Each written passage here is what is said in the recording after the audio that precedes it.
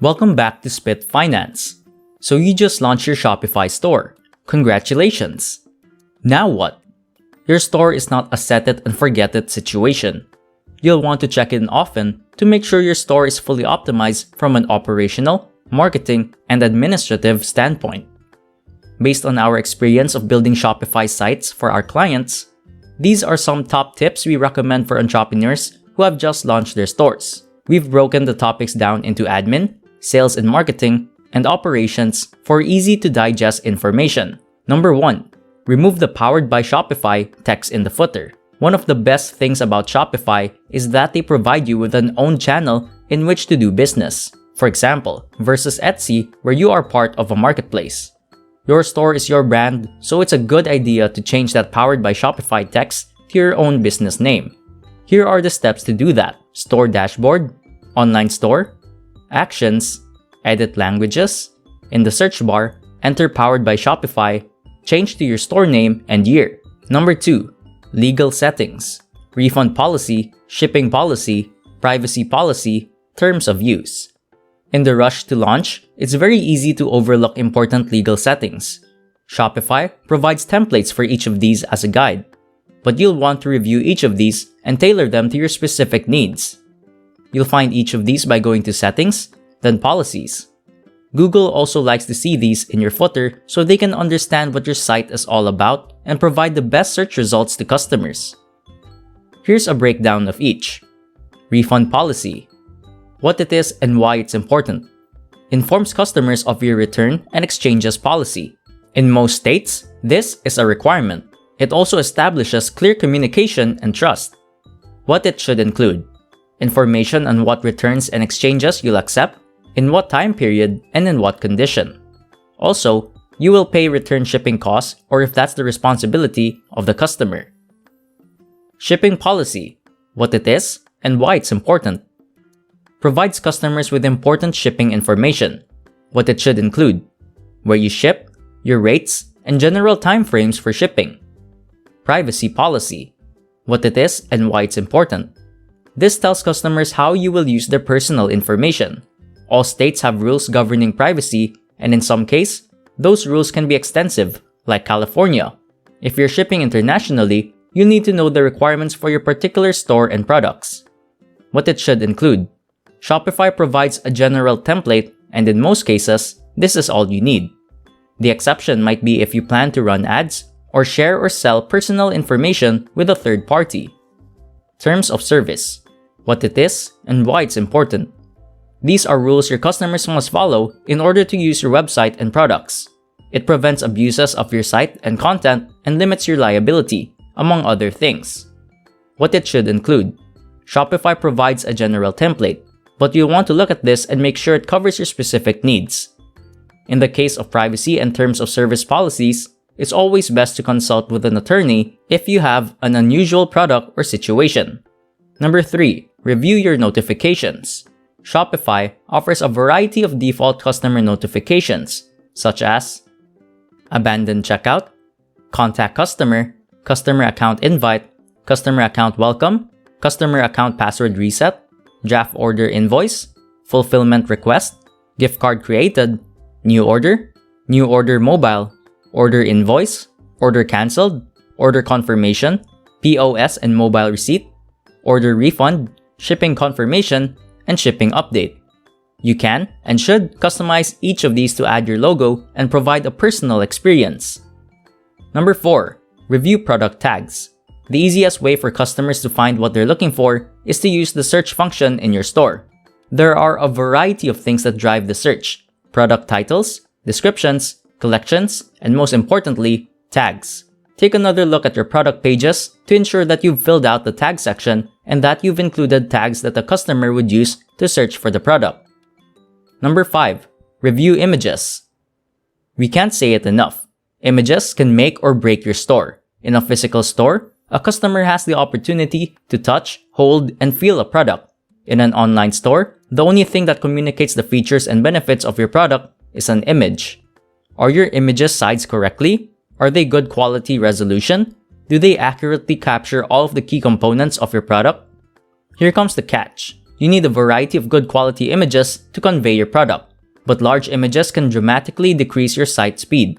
We recommend adding an app like Image Optimizer to compress images. Number 6. Tax settings. According to TurboTax, the basic rule for collecting sales tax from online sales is, if your business has a physical presence or nexus in a state, you must collect applicable sales taxes from online customers in that state. If you do not have a physical presence, you generally do not have to collect sales tax for online sales. However, in June of 2018, the US Supreme Court issued a ruling that will likely change this exemption to collecting sales tax. States are expected to begin collecting sales taxes regardless of having a physical presence in the state. A physical presence means that you have some business facility in that state.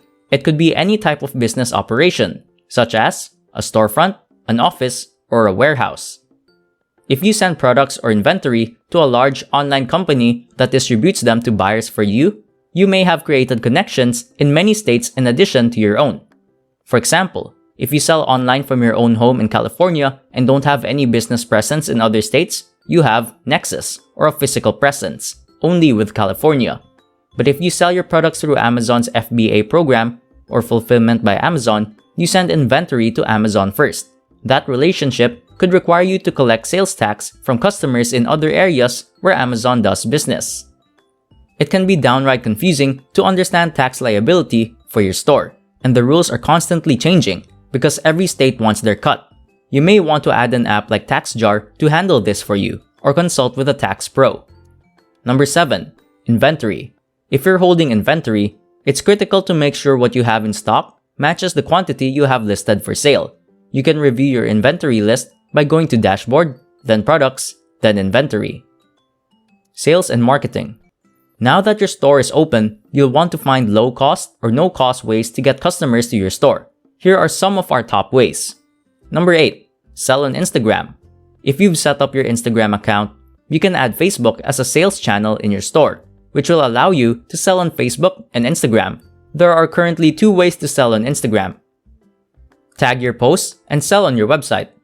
When you add the Facebook app in your sales channels, you'll be able to tag your products in social media posts. When a customer clicks this post, they are redirected back to your website to complete the purchase.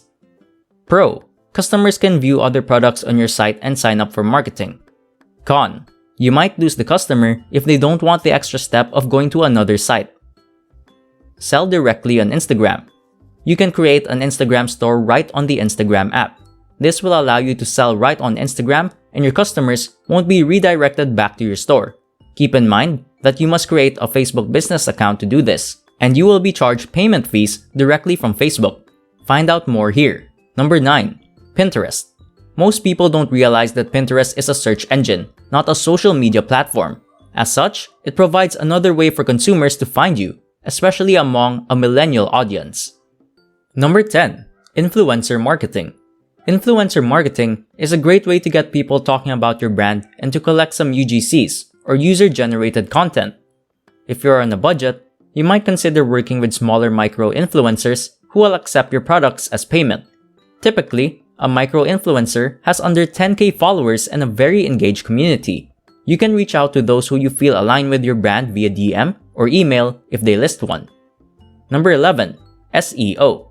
Search engine optimization is a fancy term that means using specific words to get found in web searches. Some best practices include filling out the search engine listing preview in your product pages, writing descriptions in your collection pages using keywords for your niche, and adding legal policies in your footer. We really like Ubersuggest as a free tool to perform keyword research, as well as a host of other features. Number 12. Gift cards. In 2020, Shopify started allowing gift card sales on all of their plans. Gift cards provide your customers with an easy way to give that is always the right size, color, and style. To set up gift cards in your store, follow these steps. Dashboard, gift cards, set up gift card product, create a product including image, add denominations, and all other required info. Operations. Number 13. Fine-tune your shipping rates. If you've had a few sales under your belt, you might want to revisit your shipping fees to ensure that you're not losing money. There are a few options for shipping fees. Flat rates. You charge a set fee for shipping. based on value or weight. Calculated rates. You charge customers exactly what carriers charge you. Free shipping. You offer free shipping as a marketing tool. Each one of these has its merits, and you should look at your rates based on your specific needs and margins. Number 14. Fine-tune your packaging. Now's a good time to ensure you have all the essentials you need to handle sales and make a positive impression on your customers. Product packaging. How will you wrap and package your products so that they're not damaged during shipping? Shipping. What post office will you use? What shipping boxes do you need? Packing slips. Will you include a packing slip with orders? Do you have a printer to print these? Shipping labels. Have you purchased a good quality label printer and paper? In a pinch, you can print these from your home printer and tape them on, but a professional label sticker presents a better appearance. Extras. Will you add business cards or logo stickers to your order? If so, how will you design and print these? Number 15. POS app. If you're planning to sell offline at markets or fairs, you may want to consider downloading the Shopify POS app. You'll have nearly the full functionality of your store in mobile size. In conclusion, like anything else in life, your store's success is driven by how much effort you put into it. By continually reviewing and optimizing all areas of your store, you'll continue to build customer loyalty and grow sales.